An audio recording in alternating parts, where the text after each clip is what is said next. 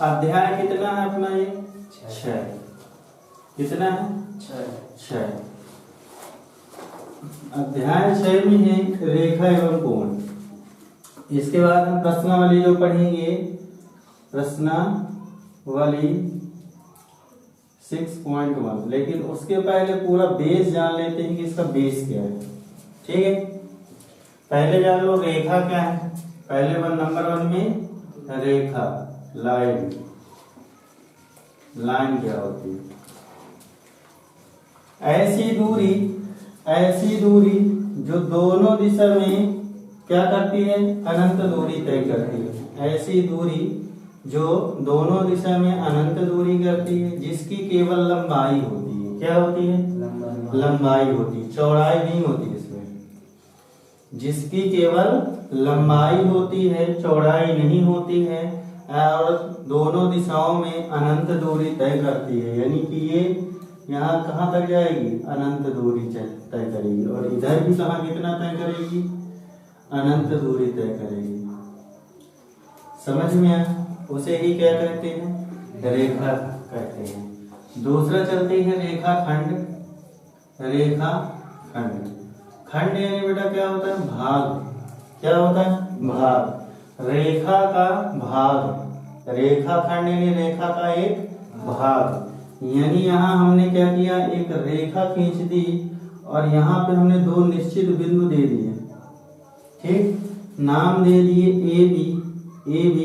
तो ये A B निकल के आ गया, मान लो यहाँ पे ये एक बिंदु ये था, दूसरा बिंदु ये है ना। और नाम हम दे दिए क्या, ए बी। तो ये बेटा क्या हो गया, रेखाखंड हो गया। अगर इसकी परिभाषा बनाना चाहे तो हम कैसे बनाएंगे बताओ। इसकी परिभाषा हम ऐसे बनाएंगे कि रेखा का वह भाग जिसके दोनों अंतिम सिरे यानी दोनों किनारे जो है ना, क्या हो, अंतिम सिरे बिंदु हो। क्या हो, बिंदु हो। रेखा का ऐसा भाग जिसके दोनों अंतिम सिरे बिंदु हो, रेखाखंड कहलाता है। बताओ, कोई दिक्कत बेटा, कोई दिक्कत? चलो तीसरे नंबर में हम देख लेते हैं संरेख। संरेख का मतलब क्या है, जैसे हम यहाँ पे एक रेखा खींच दिए, ठीक है। यहाँ पे हम एक बिंदु ए दे दिए, दूसरा बिंदु बी दे दिए, तीसरा बिंदु सी दे दिए, चौथा बिंदु डी दे दिए। यानी कितने भी बिंदु दे दें, जब एक ही रेखा में या एक ही तल में बहुत सारे बिंदु स्थित हो, वो आपस में क्या कहलाएंगे, संरेख कहलाएंगे। समझ में आया? जैसे यहाँ पे बहुत सारे, एक ही रेखा में बहुत सारे बिंदु स्थित हैं, एक ही तल में बहुत सारे बिंदु स्थित हैं, इसी को क्या कहेंगे, संरेख कहेंगे। क्या कहेंगे, संरेख।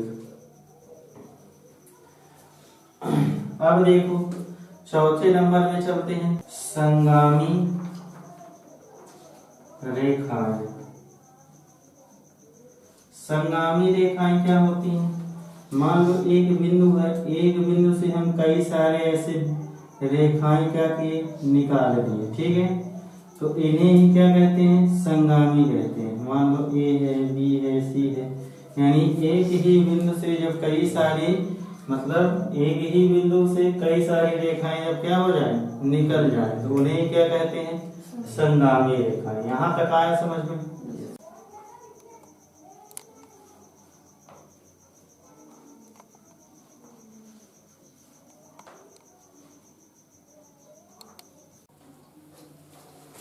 चलो आगे देखें।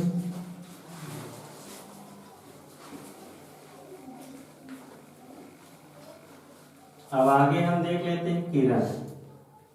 किरण यानी रे। किरण क्या है, ऐसी दूरी जो केवल एक दिशा में अनंत दूरी तय करती है, उसकी भी चौड़ाई नहीं होती है। देखो एरो का चिन्ह एक तरफ लगा है, तो ये केवल एक दिशा में अनंत दूरी तय करेगी। दूसरी दिशा में अगर करेगी, दोनों दिशाओं में, तो क्या कहलाई जाएगी, रेखा। समझ में? एक ही दिशा में अनंत दूरी तय करती है तो उसे क्या कहेंगे हम? किरण कहेंगे। इसकी भी केवल लंबाई होती है, चौड़ाई नहीं होती है। एक बिंदु जान लो तुम, बिंदु, बिंदु इंग्लिश में क्या बोलेंगे? पॉइंट। पॉइंट, पॉइंट किसे कहते हैं? बोलो। जिसकी लंबाई और चौड़ाई नहीं होती। जिसकी ना तो लंबाई होती और ना ही चौड़ाई होती, उसे क्या कहते हैं? बिंदु कहते हैं। इसकी देखो ना तो लंबाई है, ना तो लेंथ है, और ना तो वेट है।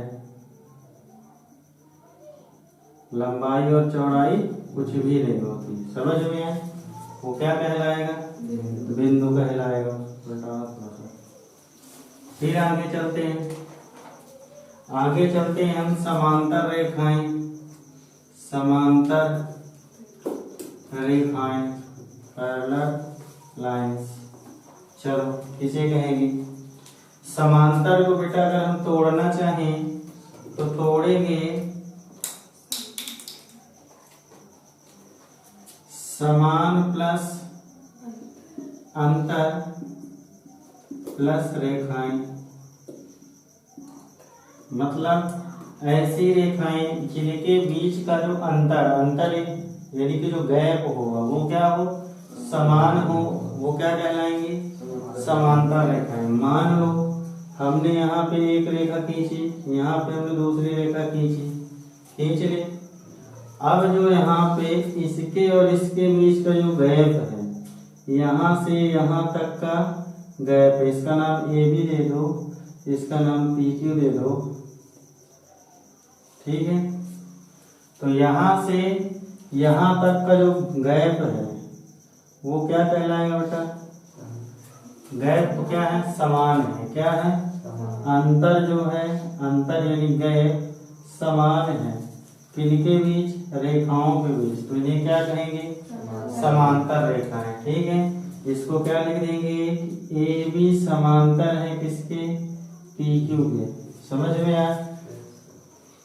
इसका एक अच्छा सा उदाहरण क्या है? रेल की पटरी देखे हैं?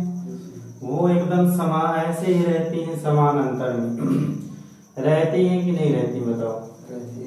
रहती है ना? आगे चलते हैं। समझ में आ गया इतना? आगे चलते हैं। प्रतिच्छेदी रेखाएं, प्रतिच्छेदी रेखाएं। प्रतिच्छेदी रेखाएं क्या होती हैं? प्रतिच्छेदी यानी छेदना, यानी कि जब दो रेखाएं आपस में एक दूसरे को क्या करें? काटें, तो उसे ही क्या कहेंगे?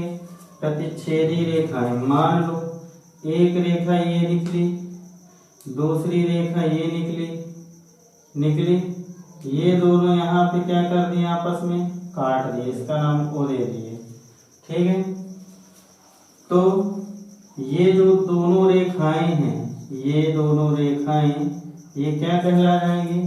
प्रतिच्छेदी रेखाएं। प्रतिच्छेदी रेखाएं, प्रतिच्छेदी रेखाएं। और जिस बिंदु पर ये काटती हैं इन्हें क्या कहते हैं? प्रतिच्छेदी बिंदु कहते हैं। प्रतिच्छेदी बिंदु। आया यहाँ तक समझ में? जब दो रेखाएं आपस में एक दूसरे को काटेंगे, दो या दो से अधिक रेखाएं, तो वो क्या कहलाएंगी? प्रतिच्छेदी रेखाएं कहलाएंगी। लेकिन जिस बिंदु पर काटती उसे क्या कहेंगे? प्रतिच्छेदी बिंदु। दोनों में अंतर समझो कि प्रतिच्छेदी रेखाएं एक दूसरे को काट देती हैं, लेकिन समांतर रेखाएं आपस में कहीं पर भी इनका मिलन नहीं होगा। यानी आप, क्योंकि अंतर समान है बीच का, तो आपस में ये कहीं कितनी भी अनंत दूरी तय कर लेंगी, लेकिन ये आपस में मुलाकात इनकी नहीं होगी, मतलब मिलन नहीं होगा, कटान नहीं होगा। जिसमें कटान हो जाएगा वो क्या कहलाया जाएगा? प्रतिच्छेदी रेखाएं। और जिसमें अंतर समान रहेगा वो क्या कहलाया जाएगा? समांतर रेखाएं। आया समझ में? आगे बढ़ते हैं। आगे जैसे बढ़ेंगे तो हम देखेंगे कोण। कोण किसे कहते? कोई बताओगे? कोण, एंगल। बताओ।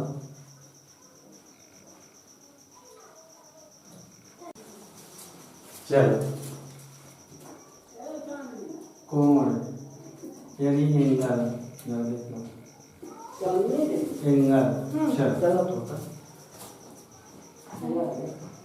एंगल देखते हैं। चलो एंगल देखेंगे जब दो किरणें एक ही बिंदु पर आकर मिले। मान लो यहाँ पे एक बिंदु है और दो किरण यहाँ पर आकर क्या करें, मिल गई। ठीक है, एक किरण ये यहाँ आके मिल गई और दूसरी किरण ये आके यहाँ पे मिल गई, तो यहाँ पे एक कोण का निर्माण होगा। क्या होगा, कोण का निर्माण होगा। समझ में आया? या एक ही बिंदु से दो किरण जब निकलेंगी तो वहां पर किसका निर्माण होगा, कोण का निर्माण होगा। समझ में आया कोण? चलो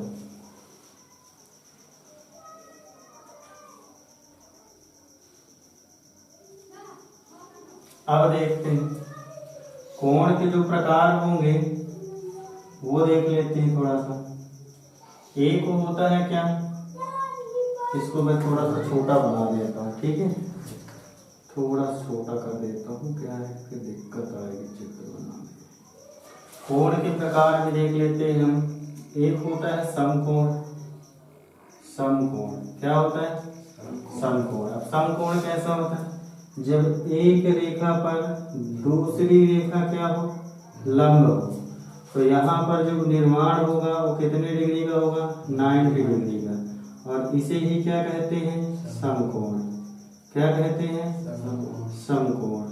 ठीक है, समझ में आया? चलो दूसरे नंबर में हम चलते हैं न्यून कोण। न्यून कोण वो देखो, चांदा जो ऐसे करके रहता है परवलयाकार का। जब यहाँ पे रखोगे उसका मिड पॉइंट, तो यहाँ जो ऊपर होगा ये 90 डिग्री होता है। लेकिन देखना ऐसे गई, ऐसे आए तो कितने डिग्री हो गया, 90 डिग्री।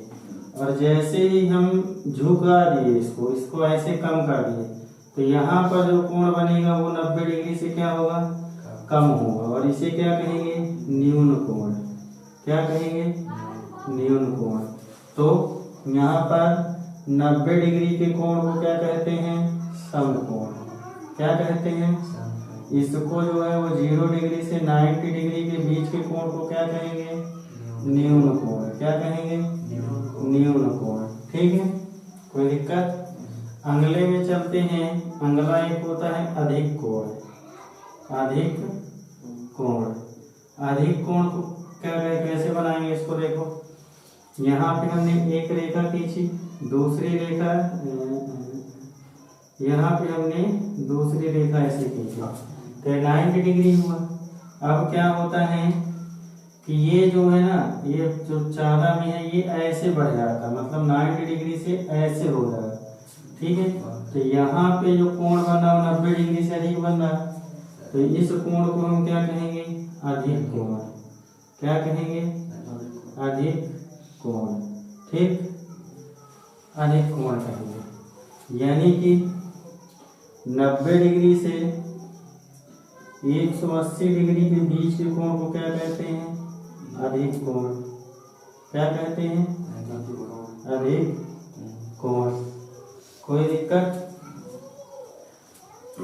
फिर आगे अब देख लेते हैं हम कौन सा कोण, ऋषि कोण। कौन सा लिखे थे, सरल कोण।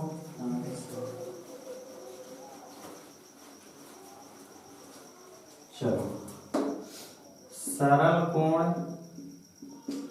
या इसी का दूसरा नाम है ऋजु कोण। ऋजु कोण। चलो सरल कोण या ऋजु कोण किसे कहते हैं, एक रेखा हमने बनाई समझना। यहाँ इसका ये मध्य बिंदु हो गया। यहाँ पे बेटा देखो, जब हमने एक ऐसे लाइन खींचा तो यहाँ पे 90 डिग्री कोण बनता है, इधर भी 90 डिग्री बनता है। तो टोटल जो है यहाँ पर कितने डिग्री कोण बन गया, 90 प्लस 90, यानी कि कितने डिग्री का, 180 डिग्री का। यानी 180 डिग्री के कोण को क्या कहते हैं, सरल कोण या ऋज कोण। अब तुमसे कोई एक प्रश्न कर दे कि एक सीधी रेखा पर कितने डिग्री कोण बनता है, तो कितने डिग्री का बनता है? 180 डिग्री का, यानी कि सरल कोण। यहाँ पे एक ऐसा कोण बनता है, इसी को क्या कहते हैं? सरल कोण। कोई दिक्कत? चलो अगला देखते हैं। अगला है सरल कोण के बाद है बृहद कोण। बृहद कोण, बृहद कोण, बृहद कोण। मान लो हमने एक रेखा ऐसे खींची, दूसरी रेखा ऐसे खींची, ठीक है?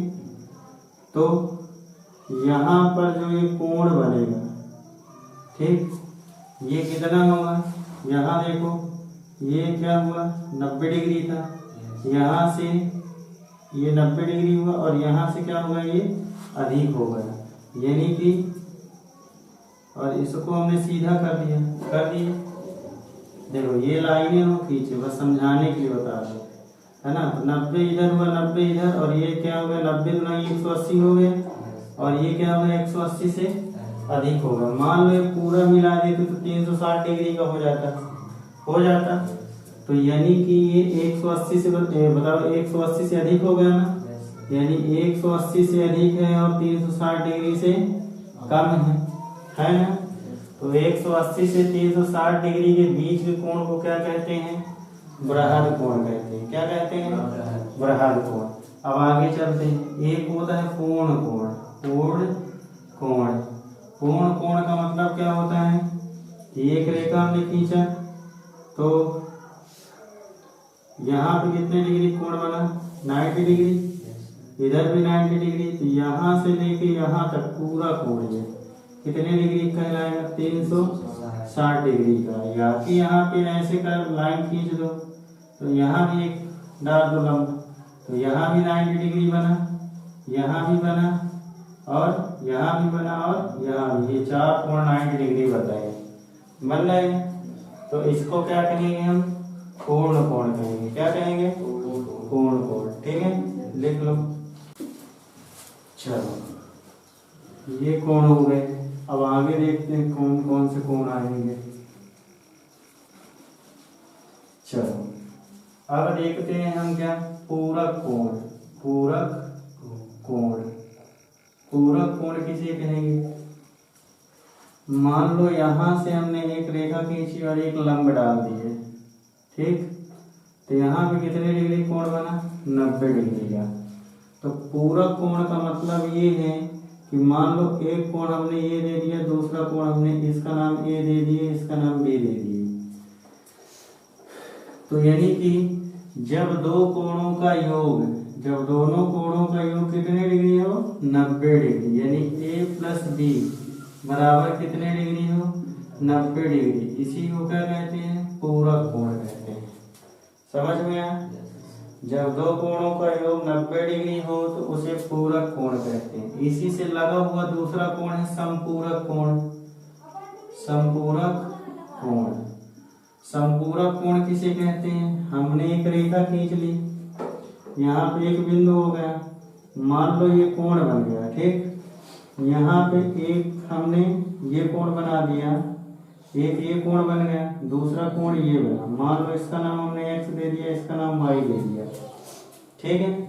तो ये जो कोण बन रहा है कितने डिग्री पे बन रहा है? 180 डिग्री। इसको हम क्या बोलेंगे? जब दो कोणों का योग 180 डिग्री हो उसे ही क्या कहते हैं?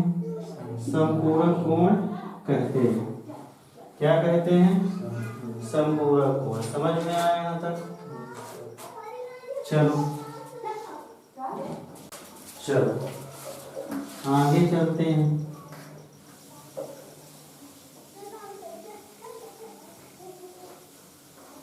आगे जो कोण आएगा आसन्न कोण। आसन्न कोण, इसी का दूसरा नाम है पड़ोसी कोण। पड़ोसी कोण, यानी कि मान लो यहाँ पे तुमने एक कोण बना दिया, यहाँ पे दूसरा कोण बना दिया, ठीक, x और y। ये दोनों आपस में क्या कहलाएंगे? आसन्न कोण कहलाएंगे। अब मान लो एक हमने यहाँ पे ऐसे बना दिया, तो हम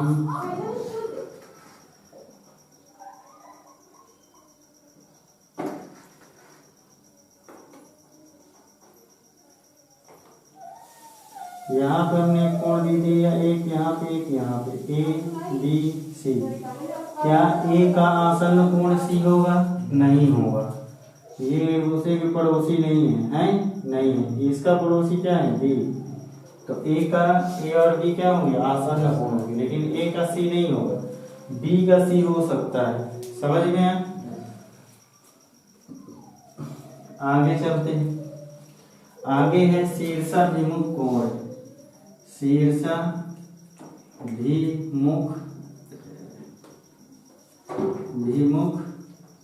कोण।